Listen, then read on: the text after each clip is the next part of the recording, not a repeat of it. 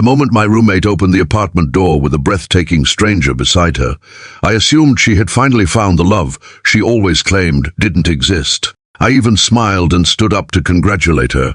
But before I could say a single word, she looked straight at the woman, pointed directly at me, and quietly said, "He's the one." My heart stopped. The stranger's eyes instantly filled with tears, while I stood frozen, wondering how someone I had never seen before could look at me as if she had been searching for me her entire life. Before we continue, if you believe kindness, hope, forgiveness, compassion, and second chances can change someone's life, please take a moment to like this video, share it with someone who needs encouragement. Leave a comment telling us where you're watching from, and subscribe to the channel for more emotional stories that remind us humanity still exists. My name is Caleb Foster, and at 29, I lived in a small apartment in Portland, Oregon. Life had become predictable after my father's passing 3 years earlier. I worked long hours restoring antique furniture, spent evenings quietly reading or fixing old chairs, and rarely let anyone get close. My roommate, Grace Collins, was the complete opposite.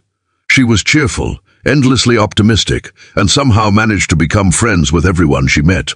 She often joked that I spent more time talking to broken furniture than to living people. She respected my silence, but I knew she secretly hoped I would eventually let the world back into my heart.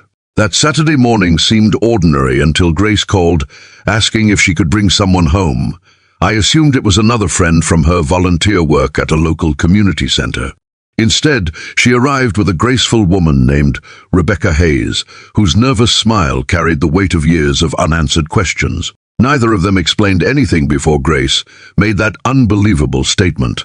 I looked at Rebecca, confused, beyond words, but instead of speaking immediately, she slowly reached into her purse and pulled out a worn photograph. The picture showed my father standing beside a younger woman I had never met, holding a tiny baby wrapped in a blue blanket. My father looked years younger, happier than I had ever known him. Rebecca gently placed the photograph in my trembling hands. She explained that the baby was her, and that my father had quietly supported her mother decades ago, during one of the hardest seasons of her life. They had never been romantically involved. Her mother had been widowed while expecting Rebecca, left with enormous medical bills and nowhere to turn. My father had paid the hospital expenses anonymously, helped them find a safe apartment, and promised never to expect gratitude. When work forced him to move across the country, they lost contact forever. Rebecca told me her mother had kept my father's kindness a secret until shortly before passing away from natural causes.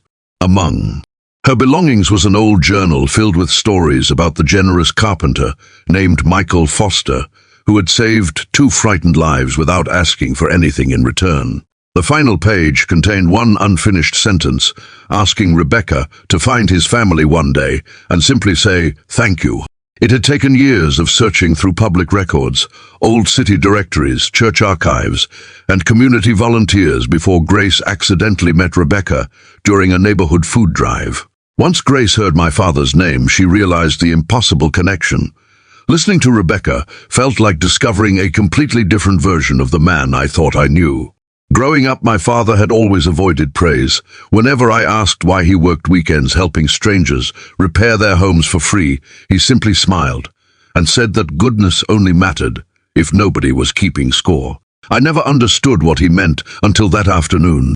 The greatest chapter of his life had never appeared in family photo albums because he had intentionally hidden it from everyone, including me. Rebecca admitted she hadn't come asking for money, inheritance, or favors. She simply wanted to fulfill her mother's final wish. Yet the more we talked, the more unexpected memories surfaced. She described habits my father had, little sayings only our family knew, and quiet acts of generosity that perfectly matched the man who had raised me. For the first time since losing him, I felt as though a small piece of him had walked back through my front door. Over the following weeks, Rebecca became a regular visitor. She joined Grace and me for simple dinners, helped organize my father's forgotten workshop, and even convinced me to reopen several restoration projects I had abandoned after his death. She believed that preserving old furniture was more than repairing wood. It was giving forgotten stories another chance to be remembered. Somehow, hearing those words lifted a burden I had carried for years. Inspired by my father's hidden legacy, the three of us started a small weekend program restoring donated furniture for families moving into affordable housing. Every repaired table, rocking chair, or bookshelf carried a handwritten note that simply read, "Someone believed you deserved a fresh start." We never signed our names because that was exactly how my father would have wanted it. One autumn afternoon, an elderly woman receiving one of our restored dining tables quietly whispered that it was the first real piece of furniture her grandchildren would ever eat dinner around. Watching her smile, I finally understood that kindness creates ripples long after the person who begins them is gone. My father hadn't disappeared from the world. His compassion had simply continued traveling through people he had never expected to meet again. If this story has touched your heart so far, please take a moment to like the video, subscribe for more uplifting stories, and share it with someone who still believes one act of kindness can echo across generations. Before this story ends, I'd love to hear from you. Please leave a comment and tell us about one person whose quiet kindness changed your life.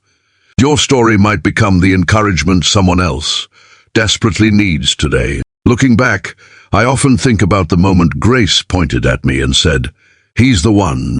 At first, I believed she meant I was the answer to someone else's search.